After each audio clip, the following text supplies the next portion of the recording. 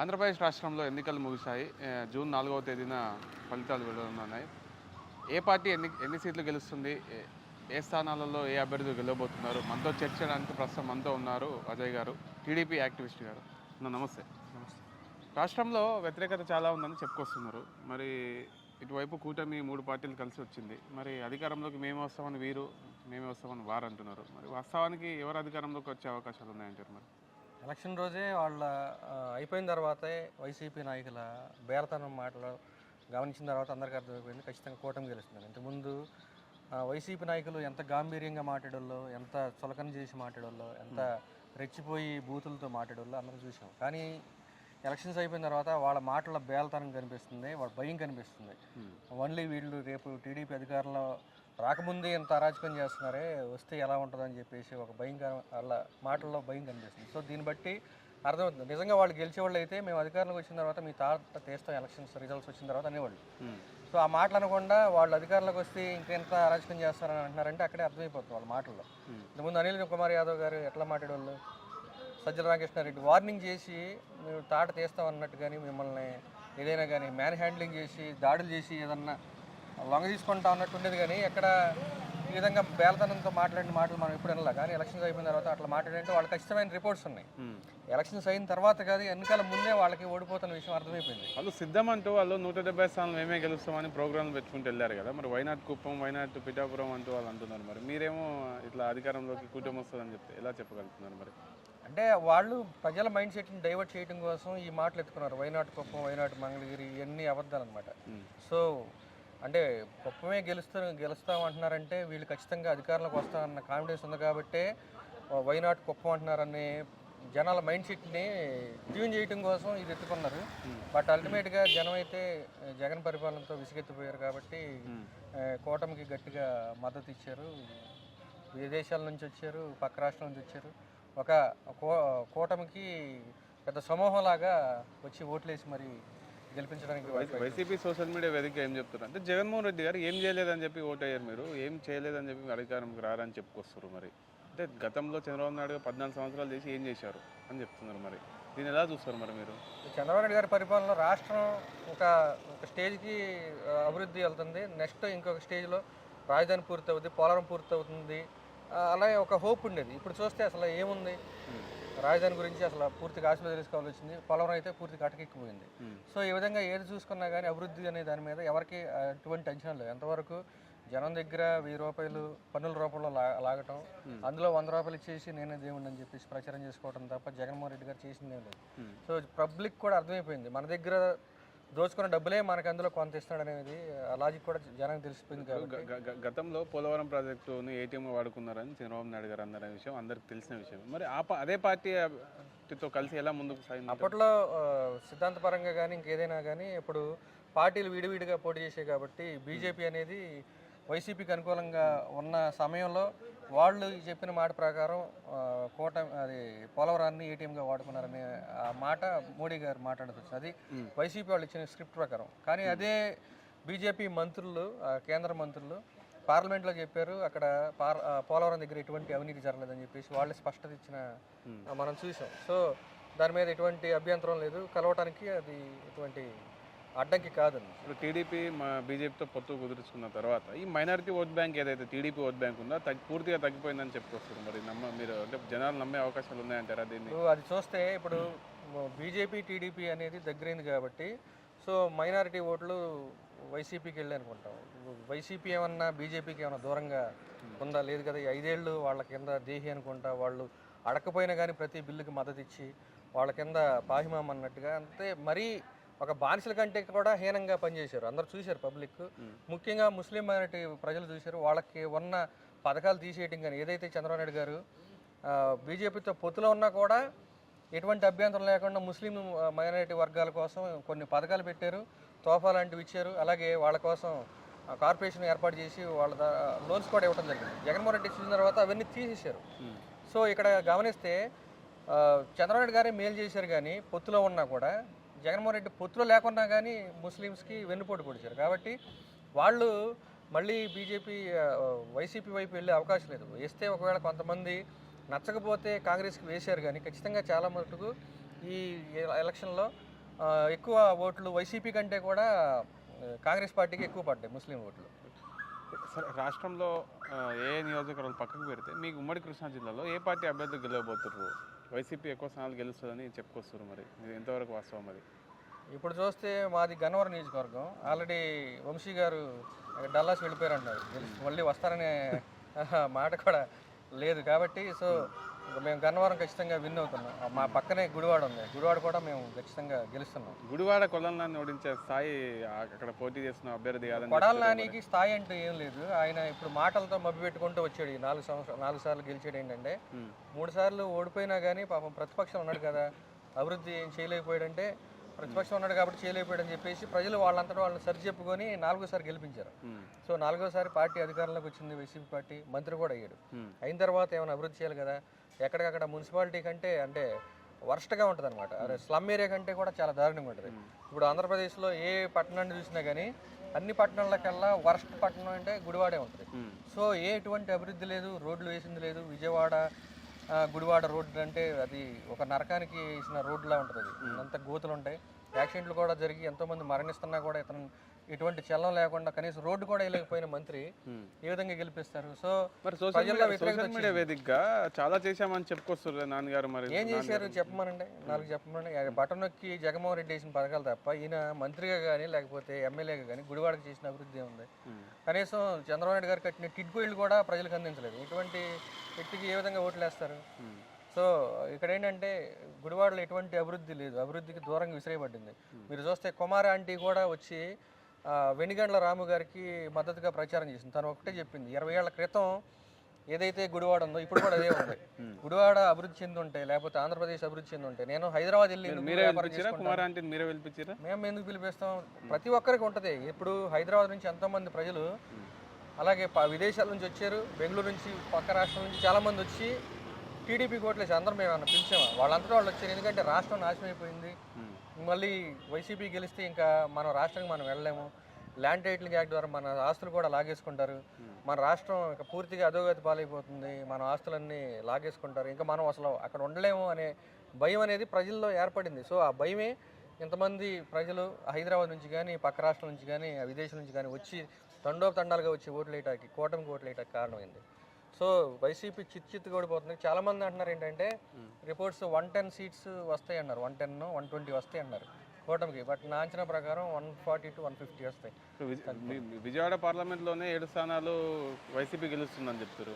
ఎవరు చెప్తున్నారు? అసలు విజయవాడలో ఏ సీట్ గెలుస్తుంది? అసలు విజయవాడలో మొత్తం మేము గెలిచేస్తున్నాం. విజయవాడ సెంట్రల్ గెలుస్తున్నాం, ఈస్ట్ గెలుస్తున్నాం, అలాగే వెస్ట్ కూడా గెలుస్తున్నాం. సుజనా చౌదరి గారు బీజేపీ అది కూడా గెలుస్తున్నారు. సో మొన్నటి వరకు అది ఒక డౌట్ ఉండేది విజయవాడ పార్లమెంట్లో. వెస్ట్ అదే బీజేపీ సింబల్ కాబట్టి అక్కడ ముస్లిమ్స్ ఎక్కువ ఓటర్స్ ఉన్నారు కాబట్టి సో ఆ ఓట్లు పడతాయా అనే అనుమానం ఉండేది. కానీ వాళ్ళు కూడా చాలా వరకు కన్విన్స్ చేశారు సుజనా చౌదరి గారు. అలాగే బీజేపీ కార్యకర్తలు కానివ్వండి, టీడీపీ జనసేన కార్యకర్తలు కానివ్వండి బాగా కలిసి పనిచేశారు ఆ నియోజకవర్గంలో. సో దాని ఇంపాక్ట్ ముస్లిమ్స్ మీద కూడా పడింది కాబట్టి వాళ్ళు కూడా నమ్మి బీజేపీ పార్టీకి ఓట్లు వేశారు. ఇంకా కొంతమంది నమ్మని వాళ్ళు కాంగ్రెస్ పార్టీకి వేసుకున్నారు. సింబల్ చూసి వాళ్ళ కొంత పైనుంచి వచ్చే కొంత మత ప్రచారకుల నుంచి వచ్చినాయి ఆర్డర్స్. ఉమ్మడి జిల్లాలోనే ఉన్నటువంటి బందర్ నియోజకవర్గం ఏదైతే ఉందో ఇప్పుడు హాట్ టాపిక్గా మారిపోయింది. ఎందుకంటే అక్కడ పేరుని కిట్టు యువ నాయకుడు పోటీ చేస్తుంది. కొల్లు రవీంద్ర గారు మాజీ మంత్రి వారిని ఓడిస్తా అని ఉన్నారు. మరి అటువంటి పెద్ద పెద్ద అభ్యర్థులని వైసీపీ యువ నాయకులు ఓడిస్తూ అంటారు, మీరేమో అధికారంలోకి వస్తూ అంటారు. మరి దీన్ని ఎలా చూడాలి? 2019లో కొల్లు రవీంద్ర గారు ఓడిపోయింది కేవలం 5,000 ఓట్ల తేడాతోనే. అప్పుడు జగన్ వేవ్లో ఉన్నప్పుడు ఎంత మెజారిటీ రావాలి? కనీసం ఒక 20-30 వేల ఓట్లను మెజారిటీ రావాలి కదా. కానీ కేవలం 5,000 మెజారిటీతో ఓడిపోయి అంటే అప్పుడు ఏదో బొట్టాబొట్టిన గుడ్డిగా గెలిచాడు అనమాట. సో ఈ 5 ఏళ్ల పరిపాలన గెలుస్తాడా? మరి ఈసారి గెలవటం కాదు, 30-40 వేల ఓట్ల తేడాతో ఓడిపోతున్నారు వాళ్ళు. వాళ్ళ బాబుకే తెలిసిపోయి కూడా పేరు నాని తప్పుకున్నాడు. కొడుక్కి ఏదో కొద్దిగా ప్రాక్టీస్ మ్యాచ్ లాగా ఉంటుంది, వికెట్ పడినా కానీ కొద్దిగా బ్యాటింగ్ ప్రాక్టీస్ చేసినట్టు ఉంటుంది అన్నట్టు ఓడిపోయే సీట్ అని తెలిసి కూడా నిలబెట్టాడు ఫ్యూచర్కి ఆలోచించి. బట్ అతనికి ఫ్యూచర్ లేదు, అతనికి వాక్ దాటి లేదు, ఏం లేదు, అతనికి నాయకులతో లక్షణాలు కూడా లేవు. సో నెక్స్ట్ రాబోయే రోజుల్లో కూడా అంటే ఇంకో 4-5 టర్మ్స్ కూడా అక్కడ టీడీపీకి ఎదురులేదని చెప్పచ్చు. జనసేనకు ఏదైతే టికెట్లు కేటాయించారో ఆ టికెట్లలో కేవలం పవన్ కళ్యాణ్ గారు ఒకరే గెలుస్తున్నారు. అందులో ఏదైతే టికెట్లు ఇచ్చారో 21, అందులో కేవలం పవన్ కళ్యాణ్ గారు ఒకటే గెలుస్తూ మిగతా సీట్లన్నీ ఓడిపోతున్నాయి. బీజేపీకి ఇచ్చిన సీట్లు ఒకటి కూడా గెలవదు. గెలిస్తే ఒక సుజనా చౌదరి గారు మాత్రమే గెలుస్తారని చెప్పుకొస్తారు. ఇక్కడనే 30-40 సీట్లు మీరు లాస్ అయ్యే అవకాశాలు ఉన్నాయి. మరి టీడీపీలో టికెట్లు ఇచ్చినటువంటి ఇంకొక 30-40 ఓడిపోతే మరి మీరు అధికారంలోకి ఎలా రాగలుగుతారు? మరి ఇప్పుడు అందరు డౌట్ ఏంటంటే జనసేన పార్టీ పవన్ కళ్యాణ్ గారు 21 టికెట్ తీసుకున్నారు, అందులో ఒకటే గెలుస్తుంది అని చాలామంది అపోహలు ఉన్నారు. మరి ఇప్పుడు జనసేన పోటీ చేసిన 21 స్థానాల్లో దాదాపు 15 స్థానాలు ఈస్ట్ వెస్ట్ నుంచి విశాఖ జిల్లా నుంచి పోటీ చేయడం జరిగింది. సో ఎక్కడైతే ఈస్ట్ వెస్ట్ విశాఖ కృష్ణా గుంటూరు జిల్లా ఉన్నాయో ఈ జిల్లాల్లో వైసీపీ అనేది పూర్తిగా స్వీప్ అయ్యే అవకాశం ఉంది. ఇప్పుడు మా జిల్లా తీసుకుంటే ఒక పామర్లో మాత్రం గెలిచే అవకాశం ఉంది. అలాగే అక్కడ తీసుకుంటే పశ్చిమ గోదావరి జిల్లాలో ఒక ఇది పోలవరం నియోజకవర్గంలో మాత్రం కొంచెం గెలిచే అవకాశం ఉంది వాళ్ళకి. ఇక ఈస్ట్ జిల్లాలో అయితే ఈస్ట్ గోదావరిలో అయితే గెలిచే అవకాశం లేదు. అంటే ఇక్కడే మీకు కనిపిస్తుంది ఈ ఇళ్ళు తీసుకున్న జనసేనకి ఇచ్చిన 21 సీట్లలో ఖచ్చితంగా వాళ్ళు 19 సీట్లు అయితే ఖచ్చితంగా గెలవబోతున్నారు. వాళ్ళు ఓడిపోయేది ఏం లేదు. ఒక పోలవరం ఇంకొకటి 1-2 సీట్లు మాత్రం వాళ్ళు ఓడిపోతారు. వీళ్ళు ఏంటంటే వాళ్ళు ఓటమి ఆల్రెడీ కన్ఫర్మ్ అయిపోయింది, వాళ్ళకి తెలిసింది. కాకపోతే రేపు కౌంటింగ్ దగ్గర ఏజెంట్స్ కోసం కౌంటింగ్ కూడా దానికోసం అని చెప్పేసి వీళ్ళు చేస్తున్న జిమ్మిక్లు అనమాట. ఆల్రెడీ జగన్ గారు అంతా పెట్టేబేడ సర్దేసుకున్నారు, చాలా వరకు డబ్బు తీసుకొని వెళ్ళిపోయారు అంటున్నారు. ఆయన లండన్ వెళ్ళాల్సింది ఆమ్స్టర్డామ్ డ్యామ్లో దిగినప్పుడే అర్థం. మీరు క్రియేట్ చేసిన వీడియోలు అని చెప్తారు అవన్నీ? లేదు, అదంతా ఆయన నిజంగా వెళ్ళింది. అయినా అసలు ఆయన వెళ్ళాల్సిన అవసరం ఏమన్నా, కూతుర్ని చూడటానికి లండన్ వెళ్తాను అన్నాడు. కూతుర్లు ఇక్కడికి వచ్చారు కదా, ఎందుకు వెళ్ళారు ఆయన? ఇక్కడ అర్థమైపోతుంది అదంతా. ఇంకోటి పెద్దిరెడ్డి గారు ఇక్కడ నుంచి వెహికల్స్ మొత్తాన్ని పిఎల్ఆర్కి సంబంధించిన కంపెనీకి సంబంధించిన వెహికల్స్ మొత్తాన్ని ఆఫ్రికా తరలించేశారు. గెలిచేటట్లయితే ఇక్కడే ఉన్నాయి కదా, వాళ్ళు ఇసుక దోపిడీ చేసుకోవచ్చు కదా. ఈ 5 ఏళ్ళు ఎలా దోచుకున్నారో ఇంకా 5 ఏళ్ళు కంటిన్యూ చేస్తారు కదా, మరి ఎందుకు తీసుకెళ్ళిపోయారు ఆఫ్రికాకి? సో వాళ్ళు ఓడిపోతున్న విషయం అర్థమైపోయింది.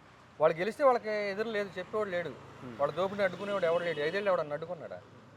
సో ఇప్పుడు ఏబిఎన్ ఆంధ్రజ్యోతి ఏదైతే ఉందో మీ ఛానల్ కాదా, టీడీపీ ఛానల్, అది సపోర్ట్ చేస్తుందా లేదా?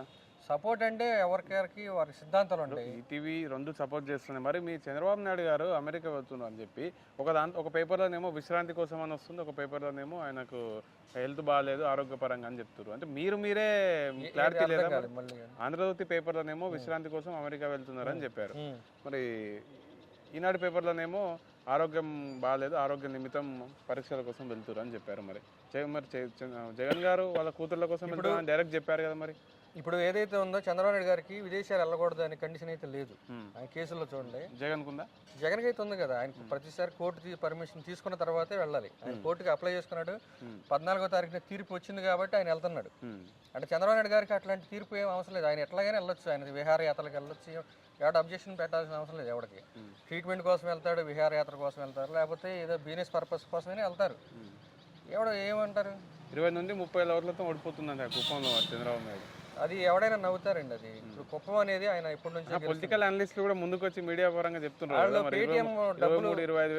పేటిఎం కారు అనే సౌండ్ వచ్చింది, డబ్బులు తీసుకున్న తర్వాత వాళ్ళు అలా ప్రచారం చేస్తారు. ఇప్పుడు భరత్ అనే వ్యక్తి చంద్రబాబు నాయుడు గారికి ఏ విధంగా ఆల్టర్నేట్ అవుతారు చెప్పండి, మీరు ఒకసారి ఆలోచించండి. మున్సిపాలిటీ గెలుచుకుందా అని చెప్తున్నారు. మరి మున్సిపాలిటీ డబ్బులతో మేనేజ్ చేశారు. అప్పుడంతా డబ్బులతో మేనేజ్ చేయడంతో పాటు భయపెట్టి ఓటర్లని రిగ్గింగ్ చేసుకొని గెలిచారు. అది సో 2024లో కూడా అదే విధంగా ఉంటుందని ఊహించారు.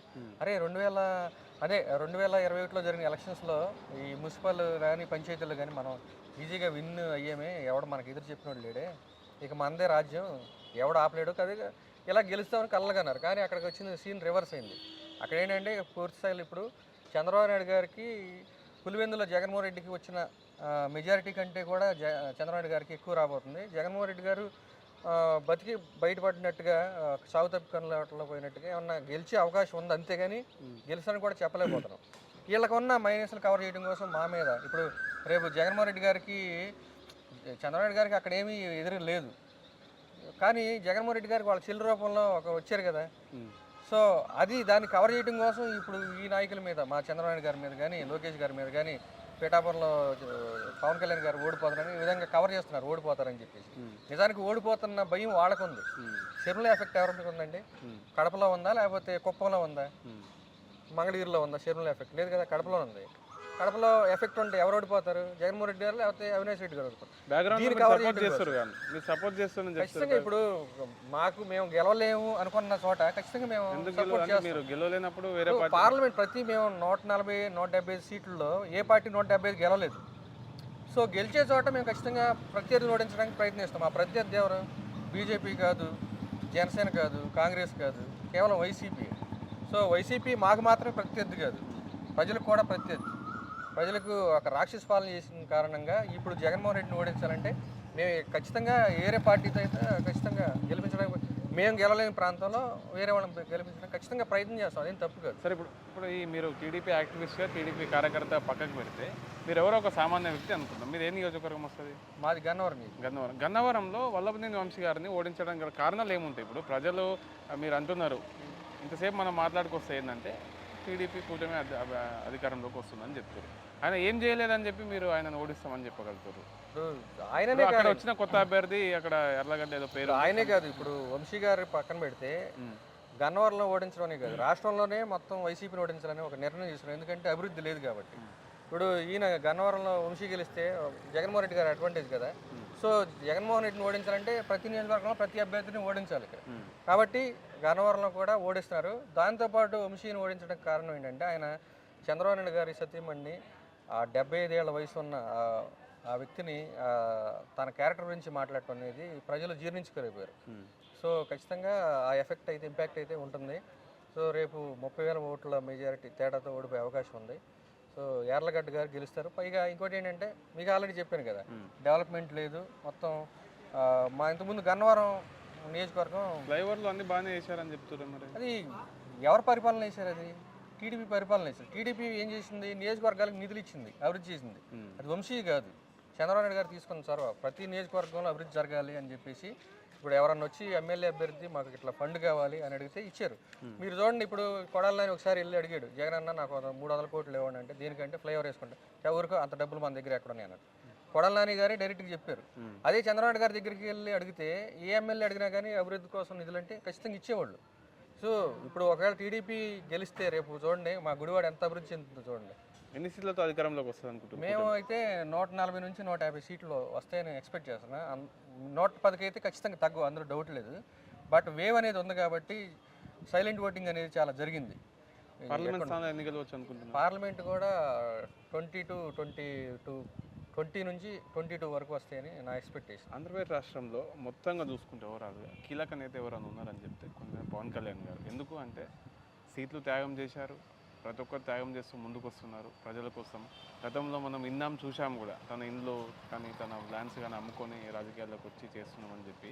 మరి అటువంటి వ్యక్తి మీ కూటమిలో ఉన్నారు. మరి అధికారంలోకి వస్తే ఆ వ్యక్తికి ఎలాంటి సముచిత జ్ఞానం కల్పిస్తారు? ఖచ్చితంగా సార్. ఇప్పుడు రేపు గెలుస్తున్నామంటే పవన్ కళ్యాణ్ గారికి ఆయన చేసిన పోరాటం కూడా ఒక కారణం అవుతుంది కాబట్టి. సో ఖచ్చితంగా మేము పవన్ కళ్యాణ్ గారికి, టీడీపీ పార్టీ కానీ చంద్రబాబు గారికి ఖచ్చితంగా మంచి సముచిత స్థానం ఇస్తారు. అది మేము చెప్పేది కాదు, అది పవన్ కళ్యాణ్ గారు, చంద్రబాబు నాయుడు గారు చర్చించుకొని తీసుకుంటారు. అది. థ్యాంక్ యూ అన్న.